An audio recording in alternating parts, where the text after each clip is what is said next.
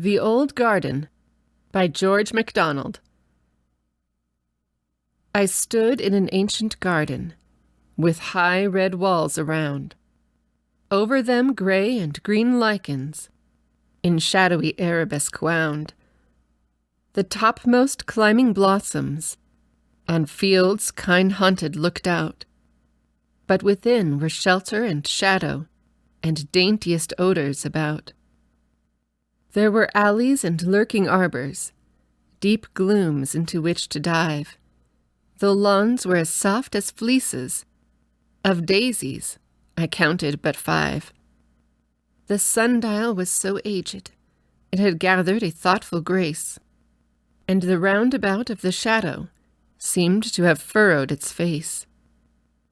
The flowers were all of the oldest that ever in gardens sprung, red and blood red and dark purple, and rose lamps flaming hung. Along the borders fringed, with broad, thick edges of box, stood foxgloves and gorgeous poppies and great-eyed hollyhocks. There were junipers trimmed into castles, and ash trees bowed into tents, for the garden, though ancient and pensive, still wore quaint ornaments. It was all so stately fantastic, its old wind hardly would stir. Young spring, when she merrily entered, must feel it no place for her. I stood in the summer morning, under a cavernous yew. The sun was gently climbing, and the scents rose after the dew.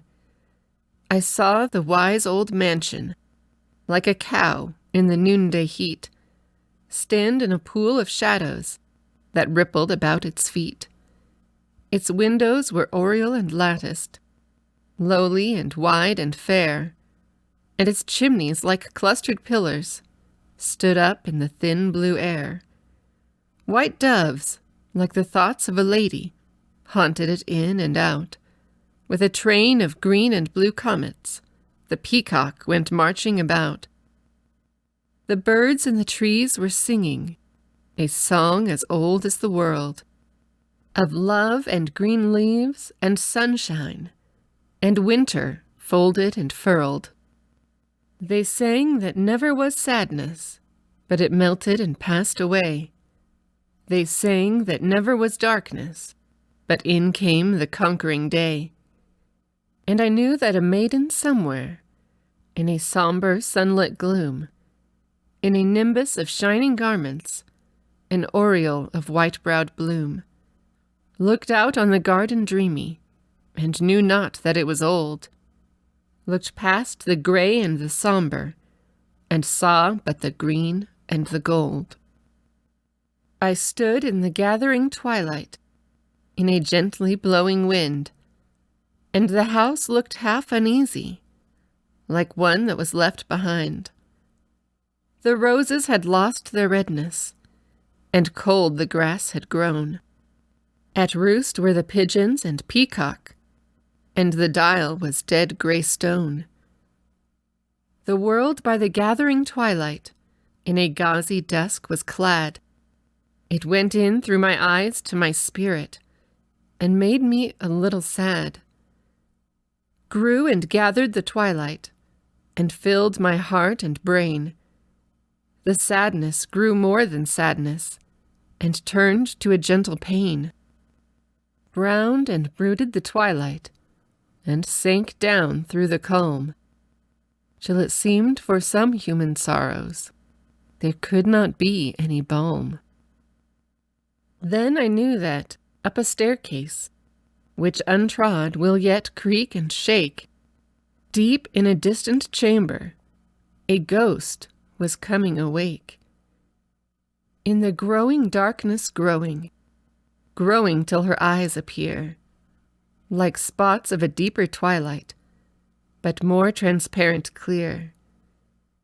Thin as hot air up trembling, thin as a sun-molten crape, the deepening shadow of something taketh a certain shape. A shape whose hands are uplifted to throw back her blinding hair, a shape whose bosom is heaving, but draws not in the air. And I know by what time the moonlight on her nest of shadows will sit, out on the dim lawn gliding, that shadow of shadows will flit. The moon is dreaming upward from a sea of cloud and gleam. She looks as if she had seen us, never but in a dream. Down that stair I know she is coming, barefooted, lifting her train. It creaks not, she hears it creaking, for the sound is in her brain. Out at the side door she's coming, with a timid glance right and left.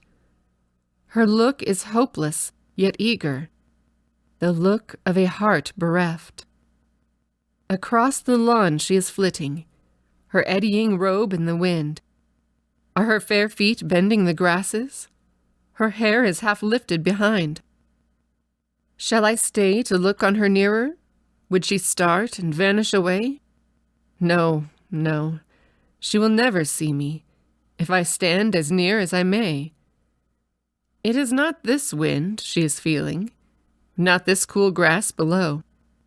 'Tis the wind and the grass of an evening, 100 years ago. She sees no roses darkling, no stately hollyhocks dim. She is only thinking and dreaming of the garden, the night, and him. Of the unlit windows behind her, of the timeless dial-stone, of the trees and the moon and the shadows, 100 years agone. 'Tis a night for all ghostly lovers to haunt the best-loved spot. Is he come in his dreams to this garden? I gaze, but I see him not. I will not look on her nearer. My heart would be torn in twain.